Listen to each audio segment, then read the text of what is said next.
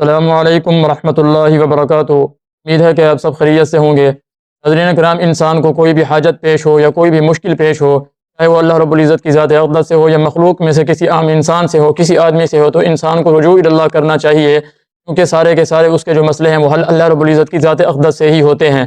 رجوع اللہ کرنے کا جو بہترین طریقہ ہے وہ نماز ہے۔ اپنے مسائل اور اپنے حاجات اور اپنی مشکلوں کے حل کے لیے جو نماز پڑھی جاتی ہے اسے صلاۃ الحاجت کہا جاتا ہے۔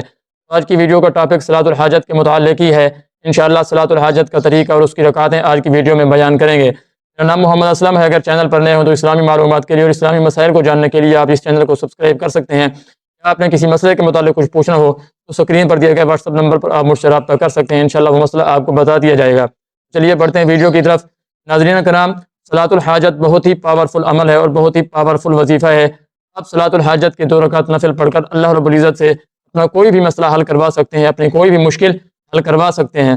صرف ہمارا عمل نہیں ہے یہ، بلکہ نبی اکرم صلی اللہ علیہ وآلہ وسلم اور صحابہ کرام رضوان اللہ تعالیٰ علیہم اجمعین کو کوئی بھی حاجت پیش ہوتی تو وہ بھی یہی عمل کرتے کہ 2 رکعت نفل پڑھتے اور اللہ رب العزت سے دعا کر کے اپنی حاجات اور اپنی مشکل کو حل کروا لیتے تھے۔ چنانچہ ایک صحابی کے متعلق ایک واقعہ آتا ہے، ان کے گھر فاقہ تھا، کھانے پینے کے لیے کوئی چیز بھی نہیں تھی، کچھ بھی نہیں تھا کھانے کے لیے۔ انہوں نے خود بھی وضو کیا اور اپنی اہلیہ سے بھی کہا کہ وضو کرو۔ وضو کرنے کے بعد انہوں نے نماز کی نیت کی، 2 رکعت نماز نفل پڑھی۔ نفل پڑھنے کے بعد پھر واپس پلٹے دیکھا تو پھر بھی کھانے کے لیے کچھ نہیں تھا۔ انہوں نے اپنی اہلیہ سے اور خود پھر دوبارہ وضو کیا اور ان سے بھی دوبارہ وضو کرنے کو کہا۔ دوسری مرتبہ وضو کیا اور پھر 2 رکعت نماز نفل پڑھی، پھر اللہ رب العزت سے دعا کی، پھر واپس پلٹے تو کچھ بھی نہیں تھا۔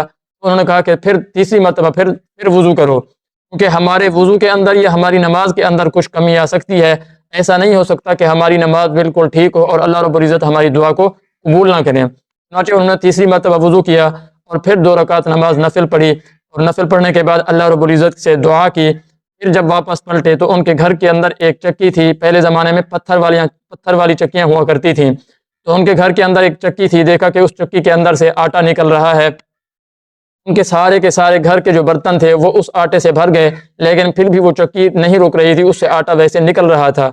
انہوں نے اس چکی کے اوپر والے پارٹ کو اٹھا کے دیکھا تو اس کے اندر گندم کا ایک دانہ پڑا ہوا تھا، جس سے وہ سارا آٹا نکل رہا تھا۔ پھر جب صبح حضور اقدس صلی اللہ علیہ وآلہ وسلم کی خدمت میں تشریف لائے، آپ صلی اللہ علیہ وسلم سے یہ واقعہ عرض کیا، آپ صلی اللہ علیہ وسلم نے فرمایا کہ قسم ہے اس ذات کی جس کے قبضہ قدرت میں میری جان ہے، کہ اگر آپ اس چکی کے اوپر والے پارٹ کو نہ اٹھاتے تو وہ چکی قیامت تک یہ آٹا دیتی رہتی۔